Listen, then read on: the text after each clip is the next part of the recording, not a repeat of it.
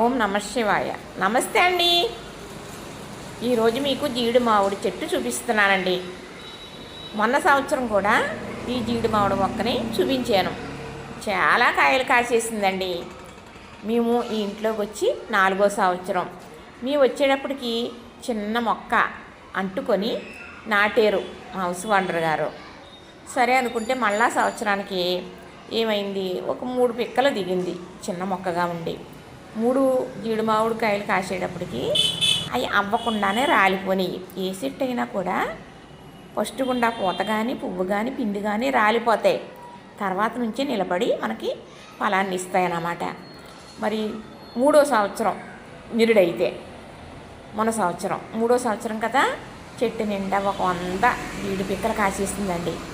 ఇక చూడముచ్చాడు అనమాట. మా హౌస్ ఓనర్ గారు అయితే లేదు, ఆవిడ ఊరు వెళ్ళారు. అయితే అవ్వని కాయల్లా నేను కోసుకునేదాన్ని. అలా ఓ 10-15 కాయలు కోసుకున్నాను. జీడి మామిడి పండు నాకు చాలా ఇష్టం. ఈ జీడి మామిడి పళ్ళు తియ్యగా ఎంత బాగుండియో అండి. ఆ జీడి మామిడి పండు స్మెల్లే నాకు ఇష్టం. అయితే లాస్ట్కి వచ్చేటప్పటికి మా ఓనర్ గారు కోసుకోగా ఇంకా అక్కడ ఇక్కడ ఉన్నాయి కదా, కోసేసుకోండి, వాళ్ళు ఇళ్ళు కోసేస్తున్నారంటే మా వారితో చెప్పారంట. ఆనందానికి అద్దులు లేవండి, చక్కగా కోసేసుకునేదాన్ని నేను ఒక 5-6 కాయలు ఉండగా. కానీ గింజలు పెట్టానండి, మొక్కలు వచ్చినాయి, అరికి ఇచ్చాను కానీ ఇంకా ఇద్దామంటే ఉండిపోయినాయి.